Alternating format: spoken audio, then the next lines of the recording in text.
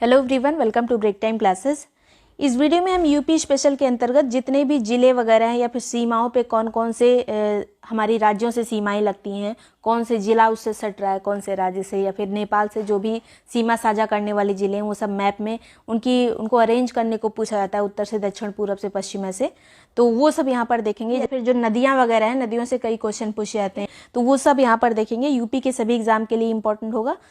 सबसे पहले उत्तर प्रदेश के कुछ पुराने नाम थे, इनसे भी क्वेश्चन पूछे जाते हैं आजकल, या फिर मैच करने को आ जाता है, या फिर इसमें से कौन सा युग्म सुमेलित नहीं है। सबसे पहले 1836 में इसका नाम रखा गया था उत्तर पश्चिम प्रांत। जब ये उत्तर प्रदेश हुआ था 1950 में, उसके पहले ये सब नाम चेंज हुए थे, तो 1836 में उत्तर पश्चिम प्रांत बोलते थे। फिर 1877 में उत्तर पश्चिम प्रांत आगरा एवं अवध, यहाँ पे आगरा और अवध यहाँ पर जोड़ दिया जाएगा 77 में। 1902 में संयुक्त प्रांत आगरा एवं अवध रहेगा, और केवल संयुक्त प्रांत जो हुआ था ये 1937 में हुआ था। 1937 में केवल संयुक्त प्रांत कहा गया था। अब ये चारों एकदम एग्जैक्ट आपको याद रहना चाहिए। 1836, 77, फिर 1902, फिर 1937। पहले यहाँ पर केवल प्रांत था, फिर आगरा और अवध जुड़ा, फिर संयुक्त प्रांत यहाँ पर जुड़ गया है तीसरे वाले में 1902 में। 37 में केवल ही संयुक्त प्रांत रह गया। उसके बाद 24 जनवरी 1950 में इसका नाम जो है उत्तर प्रदेश पड़ा, जो कि अब मनाया जाता है उत्तर प्रदेश दिवस के रूप में। और अगर अभी पूछ लिया जाए कि उत्तर प्रदेश दिवस मनाने की, सेलिब्रेट करने की शुरुआत कब से हुई थी, तो 2018 में इसको मनाना शुरू कर दिया गया था, उत्तर प्रदेश दिवस को 24 जनवरी को। नेक्स्ट यहाँ पे बात करेंगे, इसकी राजधानी भी बार बार चेंज हुई है। आगरा थी, उसके बाद प्रयागराज हुई, फिर आंशिक रूप से पहले लखनऊ हुई, उसके बाद पूर्ण रूप से लखनऊ हुई। तो आगरा इसकी राजधानी 1836 में बनी थी। 1836 में इसकी राजधानी थी आगरा। उसके बाद 1858 में जब 1857 की क्रांति हुई थी, इसके एक साल बाद ये प्रयागराज राजधानी बनी। जब वहाँ पे कैनिंग ने अपना पत्र, जो ब्रिटेन से पत्र आया था, उसको सुनाया था इलाहाबाद में ही, प्रयागराज में, तो इसकी राजधानी प्रयागराज बनी 1858 में। आंशिक रूप से लखनऊ राजधानी 1921 में बनी थी, और पूर्ण रूप से लखनऊ राजधानी 1935 में बनी थी। 1935 में लखनऊ पूर्ण रूप से राजधानी बन गया। तो ये सब यहाँ पे नाम और राजधानियों से कई बार क्वेश्चन पूछे जा चुके हैं, प्रीवियस ईयर में आप देखेंगे। उत्तर प्रदेश का पुनर्गठन कब हुआ था, यानी जो एक राज्य के रूप में जो 14 राज्य स्थापित हुए थे, 1 नवंबर 1956 में राज्यों का पुनर्गठन किया गया था। तो उसी में से एक राज्य बना था उत्तर प्रदेश। सब उस टाइम पे जो बने थे 1956 में, सब 1 नवंबर को ही रहेगा जब डेट पूछी जाएगी। तो उसके बाद जो है उत्तर प्रदेश का विभाजन हुआ था सन 2000 में। 9 नवंबर सन 2000 को 13 जिलों को अलग काटकर उत्तराखंड राज्य बना था। पहले इसका नाम उत्तरांचल था। ये उत्तराखंड 2007 में हुआ था, उस टाइम पे ये उत्तरांचल ही था सन 2000 में, 9 नवंबर को। सन 2000 में 3 राज्य बने हैं। एक तो था जो कि बिहार से काट के झारखंड बना था, जो कि 15 नवंबर को बना था। और उसके बाद जो है सन 2000 में ही, और मध्य प्रदेश से काट के छत्तीसगढ़ बना था 1 नवंबर को। 1 नवंबर को छत्तीसगढ़ बना था मध्य प्रदेश से काट के। उसके बाद 9 नवंबर को जो है उत्तराखंड बना था, जो कि यूपी से काट के बना था। तो ये है पूरा विभाजन वगैरह। फिर कुछ और इंपॉर्टेंट चीज़ें, जैसे एग्जाम में कभी कभी क्वेश्चन स्टेटमेंट वाइज कई सारे फैक्ट एक ही क्वेश्चन में पूछ लिए जाते हैं। अब जिस तरह से क्वेश्चन आ रहा है, एक क्वेश्चन में एक फैक्ट नहीं, कई फैक्ट रहते हैं। तो प्रथम इसकी राजकीय भाषा है हिंदी, जो कि देवनागरी भाषा वाली हिंदी, और अक्टूबर 1947 में ही ये जो है राजकीय भाषा का दर्जा हिंदी को प्राप्त हो गया था। फिर द्वितीय जो राजकीय राजभाषा बनी थी यूपी की, वो थी उर्दू, 1989 में बनी थी। हमारा जो राजकीय चिन्ह है वो एक वृत्त में 2 मछली और एक तीर धनुष है। 1938 में इसको स्वीकार किया गया था। ये सब ईयर वगैरह यहाँ पे बहुत इंपॉर्टेंट है। राजकीय पशु हमारा क्या है, तो बारहसिंगा है। राजकीय पक्षी क्या है, तो सारस, जिसको क्रॉन्च भी कहा जाता है। राजकीय वृक्ष है हमारा अशोक। राजकीय पुष्प है पलाश, जो कि टेसू का फूल भी इसको कहा जाता है। राजकीय खेल हमारा हॉकी है, जो कि हमारे इंडिया का भी है। फिर राजकीय जलीय जीव कौन सा है, तो गांगे डॉल्फिन, जो डॉल्फिन मछली है, गंगा डॉल्फिन, वही जो है हमारा जलीय जीव है। तो ये इतनी चीज़ें। जलीय जीव का इसको दर्जा कब दिया गया था गांगे डॉल्फिन को, तो 2009 में इसको जो है जलीय जीव का दर्जा दिया गया था गंगा डॉल्फिन को उत्तर प्रदेश में। तो ये भी याद रखिएगा, 2009 में दिया गया था। यूपी की बात हो रही है यहाँ पर, भारत में भी इसको दर्जा प्राप्त है। नेक्स्ट यहाँ पे बात करेंगे जो उत्तर पश्चिम पूर्व पश्चिम में, जो उत्तर दक्षिण पूर्व पश्चिम में जो जिले हैं, सबसे उत्तर में है सहारनपुर, सबसे दक्षिण में सोनभद्र, सबसे पश्चिम में शामली, और सबसे पूर्व में बलिया है। तो ये भी आपको एक दिमाग में होना चाहिए, लगभग लोगों को ये याद ही होगा। अब ये भी पूछा जाता है पूर्व से पश्चिम तक लंबाई कितनी, 650 किलोमीटर। ये बहुत छोटे छोटे फैक्ट हैं, लेकिन एग्जाम में इससे क्वेश्चन कई बार रिपीट कर चुके हैं, इससे स्टेटमेंट भी बन चुके हैं। तो पूर्व से पश्चिम इसकी लंबाई जो है ऐसे ऐसे वो है 650 किलोमीटर। उत्तर से दक्षिण जो इसकी चौड़ाई कम है तो 240 किलोमीटर है। टोटल एरिया कितना है यूपी का, तो 2,40,928 वर्ग किलोमीटर, जो कि भारत के टोटल एरिया का 7.33% है। ये सारी डिटेल पता होना चाहिए अगर आप आरओ या यूपी का कोई भी एग्जाम देने जा रहे हैं। खास करके जो आरओ है उसमें बहुत यूपी स्पेशल अब आप उम्मीद कर सकते हैं कि ज़्यादा से ज़्यादा पूछा जाएगा और थोड़ा डीप में ही जाके पूछा जाएगा। फैक्ट की छोटी छोटी डिटेल इंपॉर्टेंट रहेगी। प्रदेश से सटे हुए राज्यों की संख्या कितनी है, तो 9 है, जिसमें से 8 राज्य हैं, एक केंद्र शासित प्रदेश है दिल्ली, और एक हमारी अंतर्राष्ट्रीय सीमा भी है जो कि नेपाल से लगती है। अब राज्यों और केंद्र शासित प्रदेशों से सीमा साझा करने वाले यूपी के जिले कौन कौन से हैं, जैसे हिमाचल प्रदेश से केवल एक ही जिला जो है साझा करता है हमारा सीमा, सहारनपुर। अभी पहले मैप में यहाँ पर देख लेते हैं। हिमाचल प्रदेश से केवल एक जिला यहाँ पर सीमा साझा करता है जो कि है सहारनपुर, और यही सबसे छोटी सीमा साझा करता है। हिमाचल प्रदेश जो है हमारे साथ सबसे छोटी सीमा साझा करता है बाकी राज्यों के हिसाब से। ये हो गया हिमाचल प्रदेश वाला। अब इधर जो है उत्तराखंड से कौन कौन से सीमा साझा करते हैं, तो एक तो पीलीभीत हो गया, इधर से देखिए पीलीभीत हो गया, इधर बरेली। इसकी आप ट्रिक भी बना सकते हैं, अपने दिमाग से कोई भी ट्रिक बना लीजिए, लेकिन अगर आप मैप से देखेंगे तो ज़्यादा आसानी रहती है, क्योंकि दिमाग में रहता है कि कौन सा किससे सीमा साझा कर रहा है। आपस में जिले कभी कभी पूछ ले जाते हैं किसकी सीमा किससे लगती है। तो इधर पीलीभीत है जो कि उत्तराखंड से भी कर रहा है, इधर नेपाल से भी सीमा साझा कर रहा है। तो अलग से भी फैक्ट बन सकता है कौन सा जिला है जो दोनों से सीमा साझा करता है, तो पीलीभीत। फिर इधर बरेली है, इधर रामपुर है, ये मुरादाबाद, बिजनौर और सहारनपुर और बिजनौर के बीच में इधर मुजफ्फरनगर भी उत्तराखंड से सीमा साझा करता है, और इधर सहारनपुर भी करता है।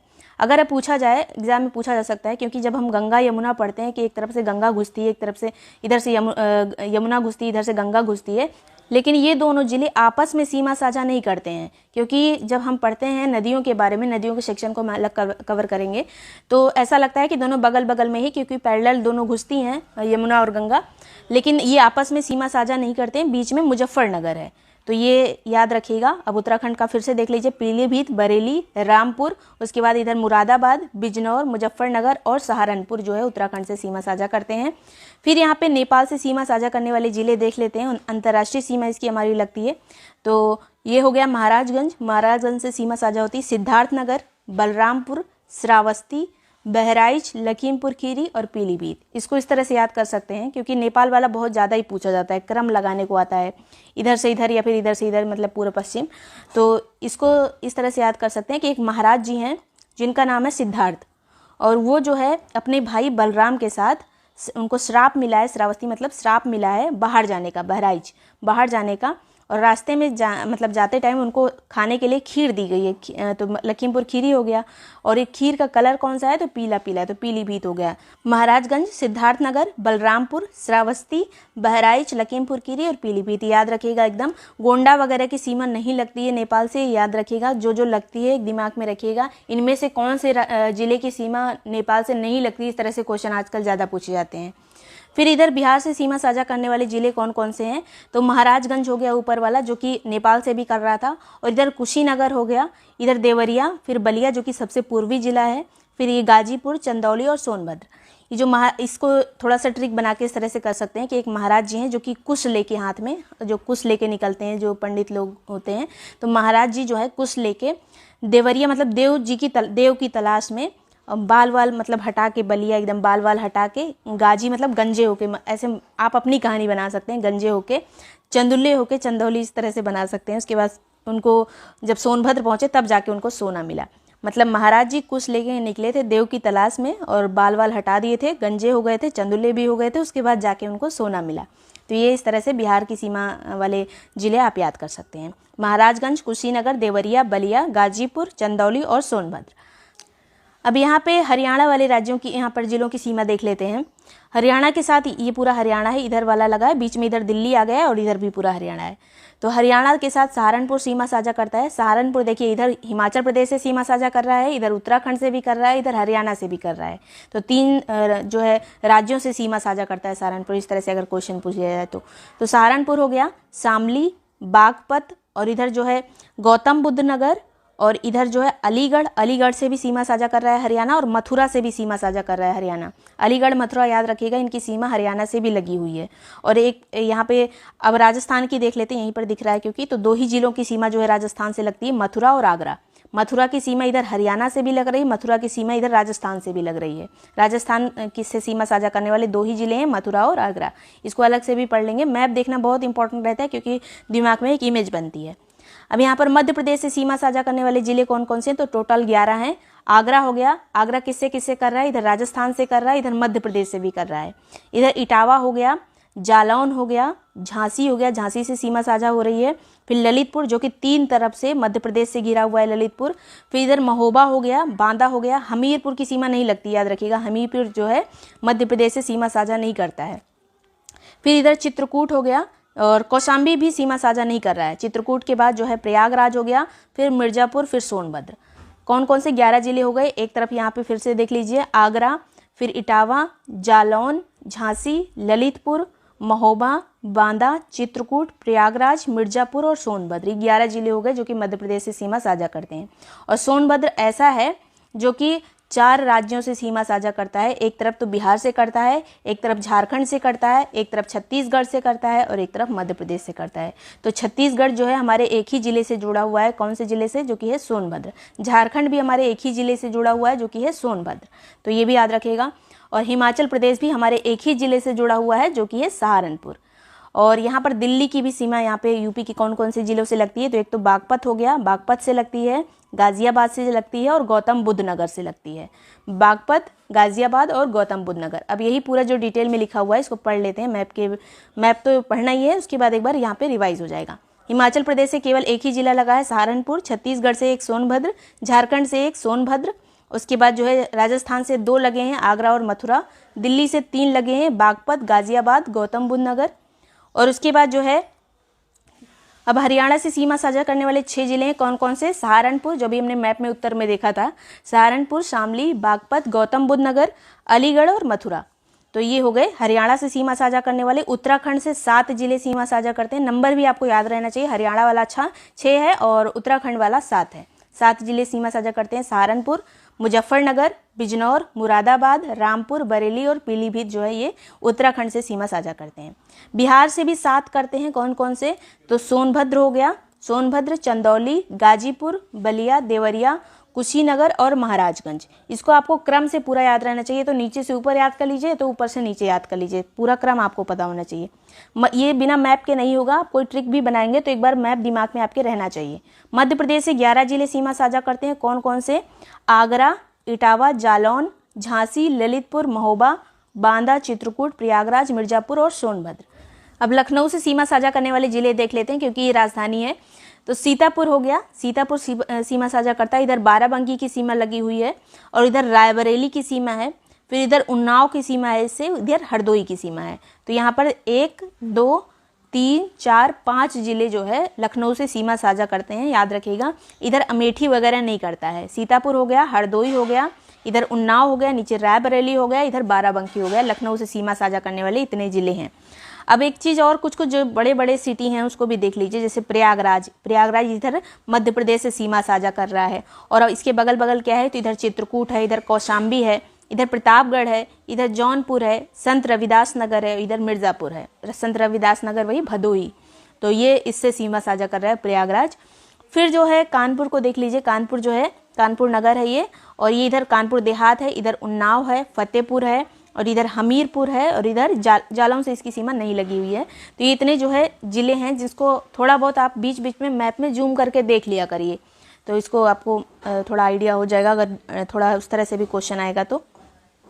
अब यहाँ पे जो हमने नेपाल से सीमा साझा करने वाले जिले भी देख लिए हैं, महाराजगंज, सिद्धार्थनगर, बलरामपुर, श्रावस्ती, बहराइच, लखीमपुर खीरी और पीलीभीत। कई बार इसको रिवाइज करेगा। प्रदेश का सबसे बड़ा जिला कौन सा है क्षेत्रफल में, तो लखीमपुर खीरी है, 7,680 वर्ग किलोमीटर है इसका एरिया टोटल।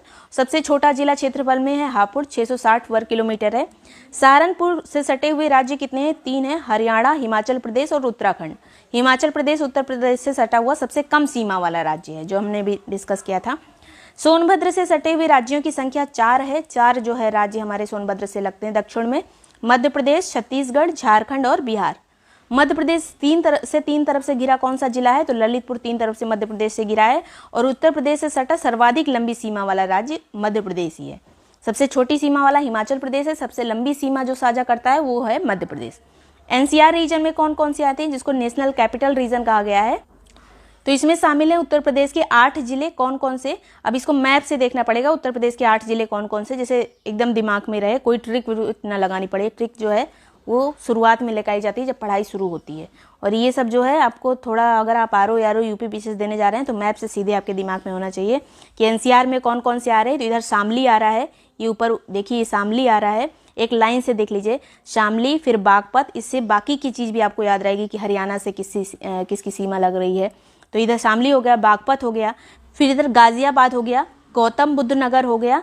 गौतम बुद्ध नगर के बाद इधर वाला फिर से देख लीजिए, यहाँ पर शामली, बागपत, गाजियाबाद, गौतम बुद्ध नगर, 8 हैं टोटल। तो इसी के बगल वाले देख लीजिए मुजफ्फरनगर, मेरठ, हापुड़ और बुलंदशहर, ये 8 हो गए टोटल। 1 4 ये और 1 4 ये, शामली, बागपत, गाजियाबाद, गौतम बुद्ध नगर, उसके बाद मुजफ्फरनगर, मेरठ, हापुड़ और बुलंदशहर, ये 8 जो हैं एनसीआर में आते हैं। अब इसी तरह से एससीआर भी बन रहा है, जैसे लखनऊ के आसपास वाले जो जिले हैं उनको एससीआर के रूप में नामित किया जा रहा है एनसीआर की ही तर्ज पर, तो वो हम बाद में देखेंगे। सर्वाधिक क्षेत्रफल वाले जिले कौन से हैं? तो नंबर 1 पे लखीमपुर खीरी आता है, फिर सोनभद्र आता है, फिर हरदोई आता है, सीतापुर, फिर प्रयागराज। कभी कभी अरेंज करने को आ जाता है तो उस टाइम पे इसको पूरा याद रखिएगा क्रम। सबसे कम क्षेत्रफल वाले जिले कौन कौन से हैं? तो हापुड़ है सबसे छोटा, ज़्यादातर यही क्वेश्चन में पूछ लिया जाता है, सबसे बड़ा कौन सा है सबसे छोटा? तो लखीमपुर सबसे बड़ा है और सबसे छोटा हापुड़ है। फिर सेकंड पे आता है गाजियाबाद, फिर भदोई, फिर शामली, फिर गौतम बुद्ध नगर। तो ये सीमा वगैरह थी, इसको कई बार रिवाइज करेगा, मैप को जूम करके देखेगा, सामने यूपी का मैप लगा लीजिए जहाँ भी आप पढ़ते हैं, तो यूपी का अगर आपको एग्जाम देना है तो। और वीडियो पसंद आए, यूजफुल लगा तो लाइक सब्सक्राइब कर लीजिएगा। कभी कभी जब स्टेटमेंट वाइज क्वेश्चन बनता है तो उसमें आपको इसकी भी, भारत की स्थिति तो पता ही होनी चाहिए, यूपी स्पेशल की भी, मतलब यूपी स्पेशल का अगर क्वेश्चन आता है तो उत्तर प्रदेश की भी स्थिति आपको पता होना चाहिए, क्योंकि आरओ या यूपी SSS के जो एग्जाम होते हैं उनमें ये इम्पॉर्टेंट हो जाता है। यूपी के बारे में आजकल ज़्यादा क्वेश्चन पूछे जा रहे हैं। ऊपर 30 डिग्री 24 मिनट से उत्तरी अक्षांश से लेकर नीचे जब तक उत्तरी अक्षांश में ही पूरा हमारा, क्योंकि स्थित है पूरा, अगर पृथ्वी की बात करें, पृथ्वी है, यहाँ पर 0 डिग्री है, इधर जो भी चीज़ होगी वो उत्तरी जो है गोलार्ध में होगी, नीचे वाली दक्षिणी गोलार्ध में होगी। तो ये भी जो है पूरा उत्तरी में ही स्थित है और पूरा पूर्वी देशांतर में आता है। जो ग्रीनविच लाइन जाती है उसके इधर है भारत, तो भारत भी पूरा पूर्वी देशांतर में ही है। तो उसी तरह से उत्तर और पूर्व में है, ये गोलार्ध की बात की जाएगी अगर तो अक्षांश में 30 डिग्री 24 मिनट उत्तर से फिर 23 डिग्री 52 मिनट उत्तरी अक्षांश तक है। उत्तर वाला पॉइंट ये है, दक्षिण वाला ये पॉइंट है, लेकिन रहेगा दोनों उत्तरी अक्षांश, ये याद रखिएगा। यहाँ पे अगर स्टेटमेंट बनता है या फिर क्वेश्चन में जब फैक्ट पूछा जाएगा तो दोनों उत्तरी रहेगा, दोनों पूर्वी रहेगा, ये चीज़ याद रखिएगा। और इधर अगर बात की जाए उत्तर प्रदेश की तो 77 डिग्री 5 मिनट से लेकर इधर 84 डिग्री 38 मिनट तक फैला हुआ है। तो एकदम दिमाग में इसकी इमेज होनी चाहिए आपकी। और ये चीज़ तो हमने पिछले वीडियो में भी देखा था कि पूरा जो है चौड़ाई की बात करें तो चौड़ाई है इसकी 650 किलोमीटर और लंबाई है उत्तर प्रदेश की 240 किलोमीटर। तो ये भी हमने देख लिया है। और यहाँ पर क्षेत्रफल की अगर बात करें तो क्षेत्रफल 2,40,928 वर्ग किलोमीटर है। ये स्टेटमेंट वाइज इस तरह से क्वेश्चन आ चुका है, जो कि भारत का 7.33% है। उत्तर प्रदेश एरिया वाइज चौथे नंबर पे है, नंबर 1 पे राजस्थान है, उसके बाद मध्य प्रदेश है, फिर महाराष्ट्र है, फिर उत्तर प्रदेश है। इससे पहले ये 5वें नंबर पे था, लेकिन जब आंध्र प्रदेश से तेलंगाना 2014 में अलग हुआ था तब ये चौथे नंबर पे आ गए थे, क्योंकि वो छोटा हो गया। पूरा ये जो है उत्तर प्रदेश गोंडवाना लैंड का पार्ट है। गोंडवाना लैंड आपको पता होगा, पूरी पृथ्वी पहले जो है एक ही महाद्वीप थी, उसके बाद टूटी थी अंगारा लैंड और गोंडवाना लैंड में। तो गोंडवाना लैंड का हिस्सा है हमारा भारत और उसी में उत्तर प्रदेश है। और जो हमारा उत्तर प्रदेश है उसका दक्षिणी भाग कुछ पठारी दिखता है, जब हम सोनभद्र वगैरह की तरफ जाते हैं तो वो प्रायद्वीपीय पठार का भाग है। जो नीचे हम प्रायद्वीप देखते हैं भारत के, वो पूरा पठारी है, तो उसी का पार्ट है, उसी का एक्सटेंडेड पार्ट है जो उत्तर प्रदेश का दक्षिणी हिस्सा है। अब जब उत्तराखंड अलग हुआ था उत्तर प्रदेश से, उसके बाद से अभी 3 तरह की भौतिक जो संरचनाएं हैं उत्तर प्रदेश में बनती हैं, वो कौन कौन सी हैं तो यहाँ पे मैप में दिखाया गया है। सबसे पहले ये ऊपर वाला जो क्षेत्र है, ये उत्तर प्रदेश का ऊपर वाला क्षेत्र जो जिसकी सीमा नेपाल से सटी हुई है, वो भाबर और तराई का क्षेत्र कहलाता है। उसके बाद बीच का मैदानी क्षेत्र है, फिर दक्षिण का पहाड़ी और पठारी क्षेत्र है। दक्षिण में छोटे छोटे पठार टाइप के हैं। वैसे तो यूपी में कोई ऐसे पहाड़ नहीं दिखते हैं, लेकिन मिर्ज़ापुर वगैरह साइड में जाइए तो वहाँ पे पठारी क्षेत्र हैं, झरने वगैरह भी मिल जाते हैं। फिर यहाँ पे इसी को थोड़ा सा डिटेल में पढ़ना है क्योंकि यहाँ से क्वेश्चन पूछे जाते हैं भाबर और तराई के बारे में। भाबर जो क्षेत्र होता है वो कंकड़ वाला क्षेत्र होता है। जैसे हिमालय है, हिमालय का जो निचला गिरिपद वाला हिस्सा होता है वहाँ पे बड़े बड़े पत्थर होते हैं, उसी को कहा जाता है भाबर क्षेत्र। और वही भाबर के बाद में जो एरिया आता है उसको कहते हैं तराई क्षेत्र। जो नदियाँ हिमालय से निकलती हैं इन्हीं कंकड़ों में नीचे छुप जाती हैं, विलीन हो जाती हैं, और जहाँ पे आके वापस से दिखने लगती हैं उसको कहते हैं तराई क्षेत्र। तो ये दोनों आपको थोड़ा सा समझ में आया होगा। अब भाबर के बारे में देख लेते हैं। ये सबसे उत्तरी क्षेत्र होता है, पतली पट्टी के रूप में ऊबड़ खाबड़ भूमि होती है। ये सहारनपुर से लेकर पडरौना कुशीनगर तक ही फैला हुआ है। उत्तर में हमारे सबसे ज़्यादा जो एकदम टॉप पे है वो सहारनपुर है, और उसके बाद जो है अगर इधर बात करें तो नेपाल के पास यहाँ पर कुशीनगर है। ये यहाँ पर सहारनपुर हो गया, ये वाला सहारनपुर है, यहाँ पर कुशीनगर है। तो यहाँ तक पूरा ये क्षेत्र भाबर क्षेत्र फैला हुआ है। औसत चौड़ाई इसकी 34 किलोमीटर है। पूर्व की ओर बढ़ने पर चौड़ाई कम होती जाती है। जैसे जैसे हम इधर से इधर की तरफ जाते हैं ये जो चौड़ाई है इसकी भाबर क्षेत्र की वो कम हो जाती है, मतलब ये कंकड़ पत्थर वगैरह कम होते जाते हैं इधर की तरफ। फिर जो है ये सब स्टेटमेंट बन सकता है, इसलिए यहाँ पे लिखा हुआ है। भाबर में नदियाँ विलीन हो जाती हैं, ये हमने अभी बात की थी। फिर तराई की बात करें तो भाबर के ठीक दक्षिण में एक पट्टी है, मतलब वो एक इमेजिनरी पट्टी है जहाँ पे तराई वाला क्षेत्र कहा जाता है, सहारनपुर से कुशीनगर तक उसी तरह ये पैरेलली फैला हुआ है। इसकी चौड़ाई 80 से 90 किलोमीटर है और पूर्व में बढ़ने पर चौड़ाई बढ़ती जाती है। जिस तरह से उसकी चौड़ाई घट रही थी भाबर क्षेत्र की, उसी तरह से इसकी चौड़ाई बढ़ती जाती है, क्योंकि भाबर के बाद ही तराई वाला क्षेत्र शुरू होता है जहाँ पे नदियाँ दिखने लगती हैं। और यहाँ पे बहुत ज़्यादा बाढ़ वगैरह भी आती है तराई क्षेत्र में, बहुत ज़्यादा मच्छर वगैरह की बीमारियों की भी समस्या होती है। थोड़ा सा आपको जब एग्जाम में लिखेंगे या फिर जब इस तरह से क्वेश्चन बनेगा कॉन्सेप्ट वाइज, तो आपको दिमाग में होना चाहिए कहाँ पे ज़्यादा बारिश हो रही, नदियाँ कहाँ पे, बाढ़ ज़्यादा कहाँ आ रही, उस तरह से बीमारियाँ भी वहाँ पे होंगी। आजकल जब RO में अभी जब पेपर कैंसिल हुआ था उसमें इसी तरह से क्वेश्चन आए थे कि उसी टाइम पर आपको समझ में आएगा कि क्या लिखा हुआ है। नेक्स्ट यहाँ पर भाबर में विलीन नदियाँ तराई में दिखने लगती हैं और दलदली मैदान का निर्माण करती हैं। दलदली मैदान क्रिएट हो जाता है। तराई क्षेत्रों में कम गहराई पर ही पानी मिल जाता है क्योंकि पानी ज़्यादा रहता है, जो स्वास्थ्य मानकों के अनुसार सही नहीं है। मतलब कभी कभी जो है जब तक हम ज़्यादा गहराई में ना जाएं तब तक बहुत सारे खनिज हमें मिलते हैं, जो आर्सेनिक वगैरह या बहुत सारी ऐसी चीज़ें मिलती हैं जो हमारे स्वास्थ्य के लिए लाभप्रद नहीं होते हैं। और ज़्यादा बाढ़ वगैरह आती है तो मच्छर भी ज़्यादा पनपते हैं, जापानी इंसेफ्लाइटिस वगैरह जो पूरब साइड में ही ज़्यादा फैलता है। फिर है यहाँ पर लंबी घासें, साल, सेलम के वृक्ष, धान, गन्ना, ये सब की उत्पादकता अधिक होती है। वही वाली खेती यहाँ पे होगी जहाँ पे पानी ज़्यादा मतलब ज़रूरत हो। धान वगैरह को ज़्यादा पानी की ज़रूरत होती है, गन्ने को भी। ज़्यादातर जो चीनी मिले हैं वो भी इधर ही हैं, देवरिया वगैरह के साइड में जो चीनी मिले हैं, क्योंकि गन्ना है इस साइड में तो ज़्यादा चीनी मिले भी हैं, वर्षा वाली फसलें होती हैं। फिर मध्य मैदान की बात करें तो पठारी और तराई के बीच का ये क्षेत्र है। यमुना और गंडक की क्रमशः पश्चिमी व पूर्वी सीमा द्वारा ये निर्धारित होता है।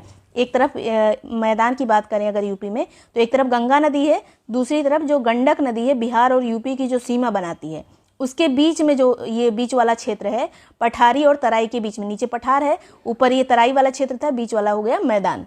तो ये भी याद रखिएगा। फिर जो है हिमालयी नदियों के अवसाद और निक्षेप से ये बना है। जो नदियाँ निकलती हैं वही अपना गाद जो है जमा करती गई और जलोढ़ मिट्टी का मतलब बनती गई, उसी से मैदान बने। फिर मैदान का ढाल किधर को है, ये क्वेश्चन पूछा जा चुका है एग्जाम में। उत्तर पश्चिम से दक्षिण पूर्व की ओर जो है पश्चिमी ढाल यहाँ पर है, तीव्र ढाल है पश्चिम में। मतलब जैसे नदियाँ बह रही हैं, हमने देखा है कि ज़्यादातर नदियाँ ऐसे ही बहती हैं, तो उत्तर पश्चिम से दक्षिण पूर्व की ओर बह रही हैं, मतलब इसका ढाल इसी तरफ है, पश्चिमी ढाल है। पश्चिमी जो ढाल है वो थोड़ा सा तीव्र है। जब यहाँ से निकलती है नदी इस तरफ पे थोड़ा सा ढाल तीव्र है, उसके बाद जैसे जैसे इधर आ जाती है वैसे वैसे ढाल कम होता जाता है, लेकिन बहती इधर को ही है। नेक्स्ट बात करेंगे समुद्र तल से ऊंचाई लगभग कितनी है, तो 80 से 300 मीटर तक जो है औसतन जो ऊंचाई है यूपी की वो इतनी है। फिर मैदान मतलब जो यूपी के मैदान है उसकी यहाँ पे ऊंचाई की बात की जा रही है 80 से 300 मीटर तक। मैदानों की जलोढ़ मिट्टी को दो तरह में बांटा गया है। मिट्टियों के बारे में भी क्वेश्चन आता है, वो भी सब इसी में हो जाएगा। बहुत सारी ऐसी मिट्टी हैं जिनके नाम अजीब से हैं लेकिन क्वेश्चन पूछे जा चुके हैं। तो सबसे पहले जलोढ़ को दो तरह से बांटा गया है, बांगर और खादर में। बांगर जो है ये भी जलोढ़ मिट्टी है, खादर ये भी जलोढ़ मिट्टी है। दोनों जो है जब बाढ़ आती है तभी ये दोनों मिट्टी बनती है, लेकिन बांगर वाली पुरानी जलोढ़ होती है। यहाँ पे अब बाढ़ नहीं आती है, पहले आती थी। इस ऐसी मिट्टी को बांगर कहा जाएगा। ये जो है खादर से कम उपजाऊ होती है, वो मिट्टी ज़्यादा उपजाऊ होती है जहाँ बार बार बाढ़ आती है, तो खादर ज़्यादा उपजाऊ होगी, बांगर कम उपजाऊ होगी। खादर की बात करें तो ये कछार क्षेत्र में मिलती है। प्रतिवर्ष यहाँ पे मृदा परिवर्तन होता है, ज़्यादा बाढ़ वगैरह आती है, अपेक्षाकृत अधिक उर्वर होती है। और अपवाद के रूप में यहाँ पर एक चीज़ है कि चंबल नदी अधिक अपर्दन करके अनुर्वर बीहड़ बनाती है। ज़्यादातर नदियाँ जहाँ पे बाढ़ आती है वो जो है वहाँ पे मिट्टी उपजाऊ हो जाती है, लेकिन जो चंबल नदी है वो जिधर जिधर से जाती है वहाँ सब बीहड़ बना देती है, मतलब अपने बहाव से मिट्टी काटती चलती है। तो ये जो है चंबल नदी इसका अपवाद है। नेक्स्ट यहाँ पर कुछ मृदा है जिसके अन्य नाम भी हैं जो एग्जाम में पूछे जा सकते हैं, जैसे खादर जो नवीन मिट्टी होती है, नवीन जलोढ़, उसी को खादर कहते हैं, तो इसका अन्य नाम है नवीन जलोढ़। कछारी भी इसको कहते हैं, दोमट कहते हैं, मटियार, सिल्ट बलुआ भी इसी को कहते हैं। बांगर जो है ये पुरानी जलोढ़ है, इसको पुरानी जलोढ़ भी कहते हैं। ऊपर हार भी कहते हैं, दोमट, बलुई दोमट, ये सब जो है बांगर मृदा है। फिर ऊसर, लवड़ी और ये क्षारीय जो मृदा होती है उसको ऊसर मिट्टी कहते हैं, जिसमें कुछ पैदा नहीं होता, पैदावार नहीं होती। तो रेह, बंजर, कल्लर, इसको रेह के नाम से जाना जाता है, बंजर कहते हैं, कहीं कहीं पे कल्लर कहते हैं, तो ये सब उसी के नाम है। बलुई मिट्टी जो है ये ऊंचे टीले के रूप में होती है जहाँ पर, उसको कहते हैं भूड़। भूड़ क्या है? ये बलुई मिट्टी है। फिर रेगुर, करेल, कपास मिट्टी, ये सब काली मिट्टी के नाम है। रेगुर भी काली मिट्टी है, करेल भी काली मिट्टी है, कपास मृदा भी, क्योंकि काली मिट्टी में कपास ज़्यादा होता है तो इसलिए इसको कपास मृदा भी कहा जाता है। नेक्स्ट यहाँ पर बुंदेलखंड में कुछ कुछ मिट्टियाँ पाई जाती हैं जिनके नाम हैं अलग अलग। भोटा मिट्टी, भोटा मिट्टी जो है ये विंध्य क्षेत्र में पाई जाती है, विंध्यन वाला रेंज जो है दक्षिण में, वहाँ पर। एक है माड़ मृदा या फिर मार मृदा भी इसको कहते हैं, ये काली मिट्टी का ही रूप होती है, इसको मतलब इस एरिया में बुंदेलखंड में इसको मार मिट्टी कहा जाता है। तो काली मिट्टी या फिर रेगुर मिट्टी को ही माड़ मृदा कहते हैं। पड़वा मिट्टी क्या होती है? तो जो हमीरपुर वाला एरिया है, जालौन वाला, यमुना के ऊपरी जो जिले हैं वहाँ पर ये पाई जाती है। हमीरपुर, जालौन उसी में आएंगे, तो इसको यहाँ पे मिट्टी मिलती है पड़वा मिट्टी। ये सब याद कर लीजिएगा क्योंकि इस तरह से क्वेश्चन पूछे जा रहे हैं आजकल। माट मिट्टी जो है ये पूर्वी यूपी में आती है, इसमें चूना अधिक होता है। राकड़ मिट्टी ये दक्षिण पर्वतीय ढलानों पर पाई जाती है, क्योंकि दक्षिण में जो पठार वगैरह हैं वहाँ पर जो मिट्टी पाई जाती है उसको राकड़ मिट्टी कहते हैं। फिर लाल मिट्टी जो है मिर्ज़ापुर और सोनभद्र में मिलती है। मृदा अपरदन से सर्वाधिक प्रभावित जिला कौन सा है? तो इटावा और आगरा, जो कि अभी हमने बात की थी कि चंबल नदी से ही प्रभावित है। इटावा, आगरा और जालौन मृदा अपरदन से सर्वाधिक प्रभावित जिलों के बारे में बात की जाएगी, तो इटावा, आगरा और जालौन आएगा। वायु अपरदन सबसे ज़्यादा कहाँ पे होता है? तो वायु अपरदन सबसे ज़्यादा मथुरा और आगरा में होता है। जलीय अपरदन सबसे ज़्यादा कहाँ पे होता है? तो वही जहाँ पे तराई वाला क्षेत्र, जहाँ पानी ज़्यादा भर जाता है वहाँ पर जलीय अपरदन भी होता है। तो हिमालयी जो तराई क्षेत्र है वहाँ पर जलीय अपरदन होता है। इसके अलावा लवणीय क्षारीय मृदा कहाँ पर पाई जाती है? तो पश्चिमी यूपी में लवणीय क्षारीय मृदा पाई जाती है। अम्लीय मृदा पूर्वी यूपी में पाई जाती है। तो इस तरह से क्वेश्चन स्टेटमेंट वाइज आ सकते हैं। नेक्स्ट है दक्षिण का जो पठारी क्षेत्र है और पहाड़ी और पठारी क्षेत्र है, तो ये प्रायद्वीपीय पठार का हिस्सा है, अर्थात जो दक्कन का पठार है जो दक्षिण में आता है, दक्कन का डेक्कन प्लेटू, उसी का ये पार्ट है, विस्तार है उसका, ये जो जिसको यूपी में बुंदेलखंड पठार के नाम से जाना जाता है। अब ये जो है औसतन ऊंचाई इसकी कितनी है? तो 300 मीटर है। मिर्ज़ापुर और सोनभद्र में कुछ कुछ ऐसी पहाड़ियाँ हैं जैसे कैमूर वगैरह हो गई, ये 600 मीटर इनकी ऊंचाई है। कुछ कुछ कहीं कहीं पर ज़्यादा है, लेकिन औसतन मिला लिया जाए तो जितनी है वो 300 मीटर तक रहती हैं। फिर यहाँ की जो मिट्टी वगैरह है वो कंकड़ीली है, उजाड़ मृदा है, अत्यधिक अपर्दित पहाड़ियाँ हैं, मतलब ये जो है जो पठार हैं वो धीरे धीरे से खराब हो रहे हैं, मतलब ख़त्म हो रहे हैं। पहाड़ों में जल स्रोत मिलते हैं, झरने वगैरह मिलते हैं, छोटे छोटे वृक्ष मिलते हैं, गर्मी लेकिन ज़्यादा होती है। लाल मिट्टी पाई जाती है और बुंदेलखंड में उस तरह की ज़्यादा पैदावार तो नहीं होती है, लेकिन जो दाल वाली फसलें जैसे चना, अरहर, ये सब ज़्यादा होता है, चना वगैरह ज़्यादा होता है यहाँ पर। सरसों भी होता है, गेहूँ ज्वार भी हो जाता है, लेकिन दाल वाली फसलें ज़्यादा होती हैं। फिर बुंदेलखंड में कौन कौन सा हिस्सा आता है? अगर जिलों की बात की जाए तो थोड़ा सा कन्फ्यूज़न रहता है इसमें कई सारे लोगों को। तो बुंदेलखंड में वही दक्षिण वाला एरिया आता है, दक्षिण वाली बेल्ट, जैसे झांसी हो गया, बांदा, ललितपुर, हमीरपुर, जालौन, महोबा, चित्रकूट, ये सब बुंदेलखंड में आते हैं। पूर्वांचल में कौन कौन से आते हैं? तो पूरब में देखिए वाराणसी, जौनपुर, भदोही, मिर्ज़ापुर, गाजीपुर, गोरखपुर, कुशीनगर, देवरिया, चंदौली, बलिया, मऊ, संत कबीर नगर, बस्ती, जितने भी पूरब वाले जिले हैं जो भी आपके दिमाग में आ रहे होंगे वो सब पूर्वांचल में आते हैं। ये मैप भी अपने सामने रख के देख लीजिएगा अगर आपके दिमाग में इसकी इमेज नहीं बन रही है तो। बघेलखंड वाले एरिया में जो है सोनभद्र आता है और पूर्वी प्रयागराज जो है बघेलखंड में आता है। रुहेलखंड कौन सा एरिया है? तो रुहेलखंड में बिजनौर आता है, जो सहारनपुर के आसपास वाला जो उत्तर में जो जिले हैं वो इसी में आते हैं, बरेली के आसपास। बिजनौर, बरेली हो गया, रामपुर, मुरादाबाद, पीलीभीत, बदायूं, शाहजहांपुर, ये सब रुहेलखंड में आते हैं।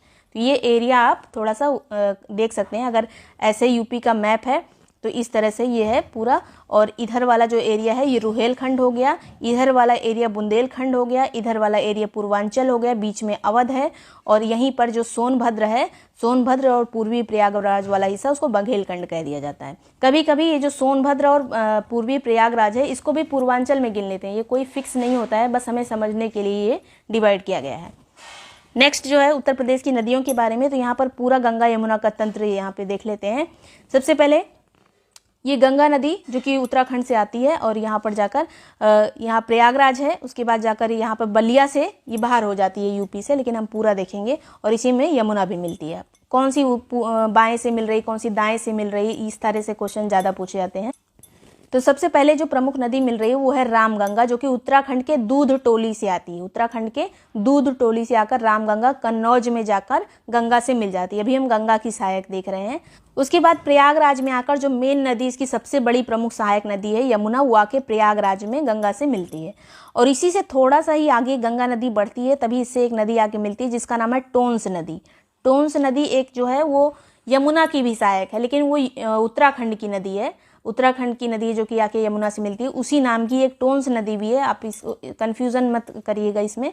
टोंस ये वाली जो नदी है वो यूपी में बहती है और प्रयागराज में जाकर गंगा से मिल जाती है, जहाँ पे यमुना मिलती है उससे थोड़ा सा आगे। फिर वाराणसी के पास जो है वरुणा नदी आके मिलती है, उसी के नाम से वाराणसी नाम पड़ा है। तो ये वरुणा नदी कहाँ से निकलती है, तो फूलपुर से निकलती है और आके बनारस में गंगा से मिल जाती है, और इसी के नाम पे जो है वाराणसी इसका नाम है। नेक्स्ट यहाँ पर गाजीपुर में जो नदी आके मिलती है उसका नाम है गोमती नदी। गाजीपुर में गोमती नदी आकर मिलती है, और ये गोमती नदी कहाँ से निकल रही है, तो फुलहर लेक से निकल रही है, जो कि पीलीभीत की लेक है।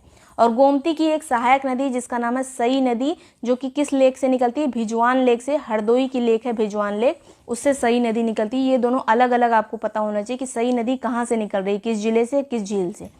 नेक्स्ट है यहाँ पर गाजीपुर के आगे चलते हैं। यहाँ पर अब यूपी से निकल जाएगी, बलिया से गंगा नदी जो है यूपी से बाहर हो जाती है।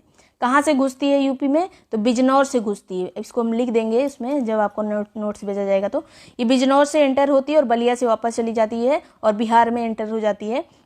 तो ये जो है छपरा में एक नदी इससे आके मिलती है जिसका नाम है घाघरा। ये है घाघरा नदी, और घाघरा के सहायक दो नदियां हैं, एक तो है राप्ती नदी और एक है शारदा नदी। बाद में इसका नाम घाघरा हो जाता है। राप्ती और शारदा घाघरा के सहायक हैं। राप्ती नेपाल से आती है और शारदा जो है उत्तराखंड से आती है। उत्तराखंड से ऐसे बहते हुए आती है। यहाँ पर मैप में इस तरह से नहीं दिखाया गया है, लेकिन उत्तराखंड से यहाँ लिख दिया गया है, उत्तराखंड से आती है, पिथौरागढ़ से। और ये जो घाघरा नदी ये तिब्बत से आती है। राप्ती नदी नेपाल से आती है, और आकर तीनों यहाँ पर छपरा में मिल जाती हैं। फिर यहाँ पर नीचे से एक नदी आती है जिसका नाम है सोन नदी। ये कहाँ से आ रही है, तो अमरकंटक से आ रही है। ये जो पठारी क्षेत्र है दक्षिण वाला, वहाँ से आ रही है, मध्य प्रदेश से। और ये आके कहाँ पे मिल रही है, पटना में। सोन नदी जो है पटना में आके मिल जाती है गंगा से। फिर हाजीपुर में गंडक नदी, यही गंडक जो बिहार और यूपी की सीमा बनाती है, ये हाजीपुर में मिल जाती है गंगा नदी से। फिर एक नदी है बागमती। बागमती नेपाल की नदी है और आकर यहीं पर आगे, मतलब थोड़ा आगे जाके इसमें मिल जाती है, बिहार में ही जो है बागमती नदी मिली। फिर आगे भागलपुर पहुँचे हम। भागलपुर में कोसी नदी आकर मिल गई इससे, जो कि नेपाल से आती है। बागमती भी नेपाल से आती है। फिर आगे चल के एक महानंदा, ये हम यूपी से बाहर हो गए हैं, बस आपको थोड़ा सा ओवरव्यू यहाँ पे ले लेना है। बाकी यूपी जब हम इंडिया का वो देखेंगे तब उसको डिटेल में पढ़ना है, बस यूपी वाला बहुत अच्छे से देखना है। फिर यहाँ पर मालदा में आके एक नदी मिलती है महानंदा। ये आप क्रम कभी कभी पूछ लिया जाता है, इन नदियों को क्रम से लगाइए। पहले गोमती है कि घाघरा है, गंडक है, बागमती है, कोसी, महानंदा, फिर इधर ब्रह्मपुत्र है। महानंदा आकर मालदा में मिलती है। महानंदा कहाँ से निकलती है, तो दार्जिलिंग से निकलती है। दार्जिलिंग किसका पार्ट है, तो वेस्ट बंगाल का। तो दार्जिलिंग के एक पगलासोरा जलप्रपात है, पगलासोरा नाम का एक झरना है, वहाँ से आकर महानंदा नदी जो है मालदा में मिल जाती है। और यही मालदा से थोड़ा आगे जाने पर जो है इससे एक डिस्ट्रीब्यूटरी हो जाती है, मतलब एक इससे नदी अलग हो जाती है जिसका नाम है हुगली नदी। तो हुगली नदी इससे अलग हो जाती है और कलकत्ता वगैरह में बहती है। और हुगली की सहायक है इधर एक दामोदर नदी, यहीं पर इसको देख लीजिए, पूरा गंगा नदी तंत्र हो जाएगा आपका। फिर इधर ब्रह्मपुत्र नदी आकर मिल जाती है। इसके बाद ब्रह्मपुत्र नदी जब इससे मिलती है गंगा से, तब इसका नाम पद्मा हो जाता है। फिर आगे चलकर एक छोटी सी नदी मिलती है जिसका नाम है मेघना। फिर मेघना के नाम से जाकर ये बंगाल की खाड़ी में गिर जाती है। लास्ट में जो नदी मिलती है वो है मेघना। तो सब यहाँ पर दिखाया गया है। ये हो गया गंगा का। अभी इसी में है यमुना का।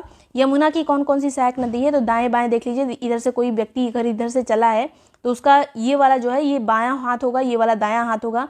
इधर वाला बायां है, इधर वाला दायां है, तो आपको देखना है यहाँ पे बाएं से कौन कौन सी आके मिल रही है। तो एक तो हो गई टोंस जो कि उत्तराखंड की ही है, फिर एक हो गई हिंडन जो ये नोएडा वगैरह गाजियाबाद वगैरह में बहती है, तो ये शिवालिक से निकलती है सहारनपुर के पास से हिंडन नदी।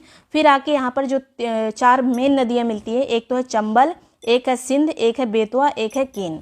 अब चंबल की सहायक भी कभी कभी पूछ लिया जाता है। चंबल जो आती है वो जाना पावा पहाड़ियों से आती है, महू से। महू कहाँ पर है? मध्य प्रदेश में। तो यहाँ से जाती है चंबल नदी और इसकी 3 सहायक नदियाँ हैं। एक तरफ से इधर क्षिप्रा है, क्षिप्रा जो है उज्जैन जिसके किनारे है महाकाल, वही नदी है क्षिप्रा नदी, जो कि बाद में चंबल में जाके मिल जाती है। फिर काली सिंध है, फिर पार्वती है, और इधर एक नदी है बनास नदी। बनास भी है जो चंबल की सहायक है। चंबल की सहायक नदी यहाँ पर देख लीजिए, सभी एग्जाम में पूछी जा सकती हैं। फिर एक सिंध नदी है जो कि मालवा पठारों से आती है विदिशा से, और इटावा में आके मिल जाती है, ये भी इटावा में मिलती है।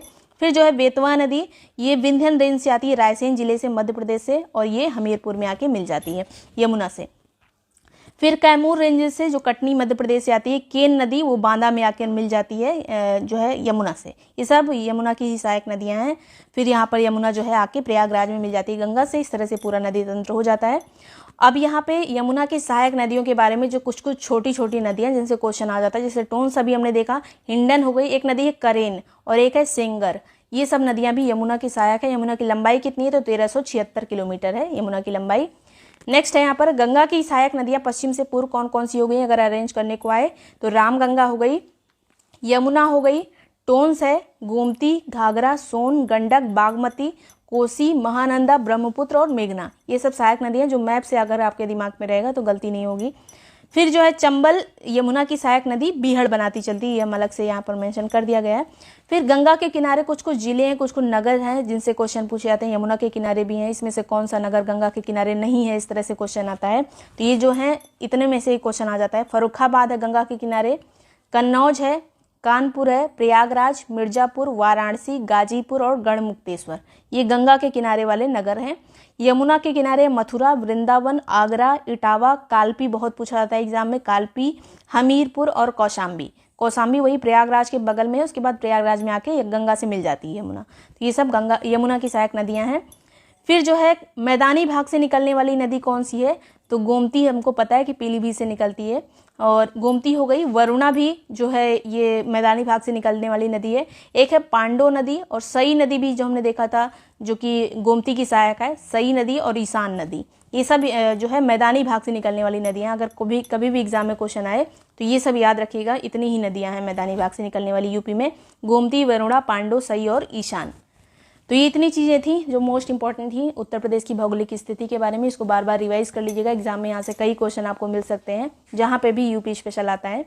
और वीडियो पसंद आए, यूजफुल लगा हो तो लाइक सब्सक्राइब करके ही जाइएगा। और ये सभी नोट्स वगैरह पेड रूप में मिल जाएंगे। ज्वाइन करने के लिए व्हाट्सएप नंबर दिया है, इसी पे आप व्हाट्सएप करेंगे तो जो भी ग्रुप की डिटेल आपको चाहिए होगी वो आपको भेज दी जाएगी। इसको प्रॉपर्ली पढ़कर ज्वाइन कर सकते हैं। उसी में सभी अनरिटन नोट्स वगैरह, टेस्ट क्विज जो भी है वहीं पर आपको मिल जाएगा। Thank you so much watching break time classes.